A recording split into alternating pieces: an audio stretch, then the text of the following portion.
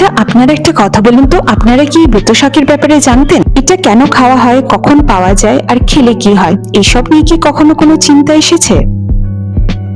আমরা জেনারেলি খেয়ে থাকি লাল শাক, পালং শাক। এবার তাই একটু আলাদা করে বেতো শাক নিলাম।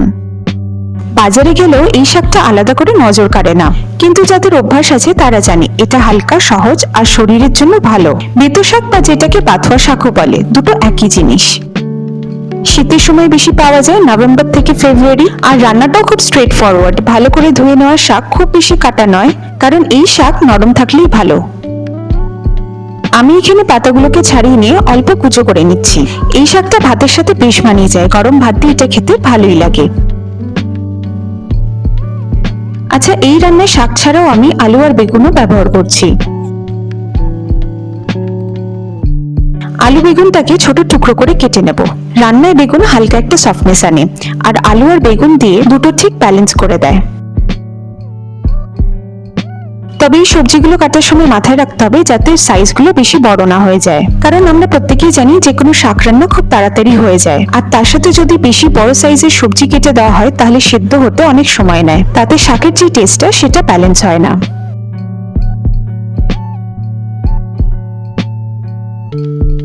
এবার ননস্টিক ফ্রাইং প্যানে সর্ষের তেল দিয়ে গরম করে নেব।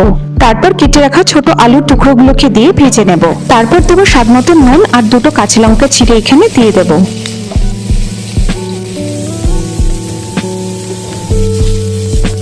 এবার আলুটা কিছুক্ষণ ভেজে নেব, যতক্ষণ না একটা হালকা লাল ভাজা চলে আসছে।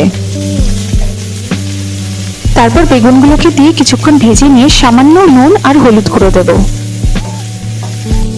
এই রান্নায় কিন্তু অনেক বেশি মশলার কোনো প্রয়োজনই নেই, তার একটা খুব সুন্দর স্বাদ আছে যেটা পেটের সাথে মনও ভরিয়ে দেবে।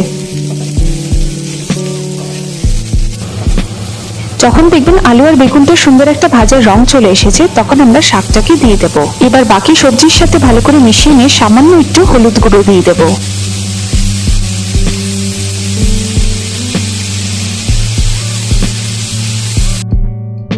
এখানে একটু নুনটা কম লাগছে বলে আমি সামান্য একটু নুন দিয়েছি।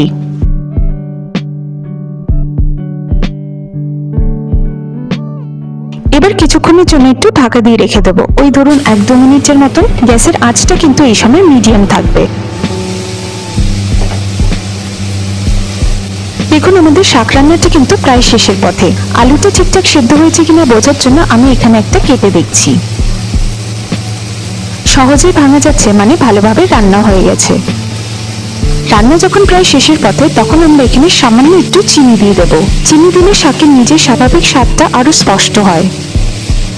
তবে ভয় পাবেন না, মিষ্টি লাগবে না, শুধু ব্যালেন্স আসে। তাছাড়া নামানোর আগে চিনি দিলে পুড়ে যায় না, আর রান্নাটাও হেভি লাগে না।